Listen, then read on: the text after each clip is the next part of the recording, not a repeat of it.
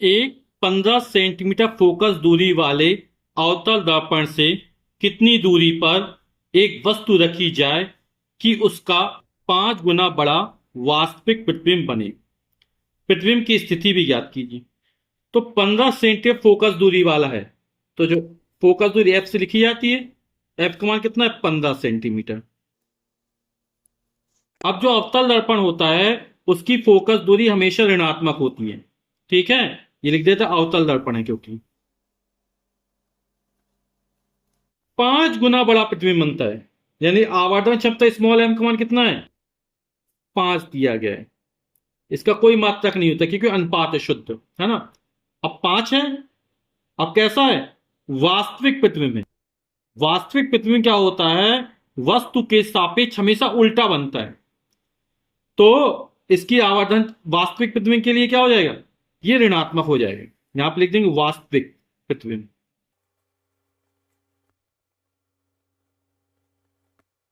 वास्तविक प्रतिबिंब क्या होता है? वस्तु के सापेक्ष हमेशा उल्टा बनता है, इसलिए माइनस हो गया।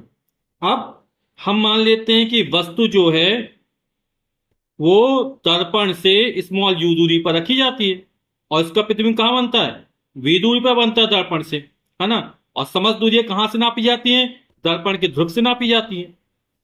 तो आवर्धन स्मॉल एम बराबर कितना होता है? माइनस का वी अपॉन यू। और एम का मान कितना है? माइनस का 5 है।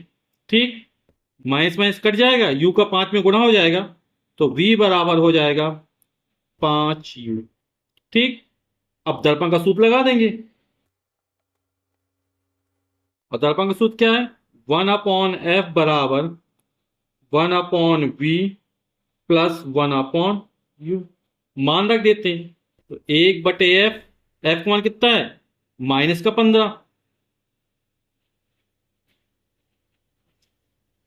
दूरी कभी भी ऋणात्मक नहीं होती। माइनस ये प्रदर्शित कर देता है कि अवतल दर्पण है ना। उत्तल दर्पण की फोकस दूरी हमेशा धनात्मक होती है। ठीक, 1/v। v का मान v ही दिखा, कितना? सॉरी, 5u है। तो v का मान हो जाएगा 5u और प्लस 1/u। तो लघुत्तम आ जाएगा 5u। 5u का 5u में भाग जाए, एक बार जाए तो एक एक का नाम एक हो जाए, प्लस था प्लस तक आया।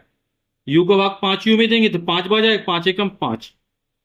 ये माइनस का 1/15। तो माइनस का 1/15 बराबर 5 में 6/5u। क्रॉस मल्टीप्लाई कर देंगे तो 5u, 15 छक्का 90, माइनस का 90 हो जाएगा। तो u बराबर कितना हो जाएगा? 5 बट्टे में चला आएगा, यानी माइनस 90/5। 5 एकम 5, 4 बचा, 5 अट्ठे 40, माइनस का 18।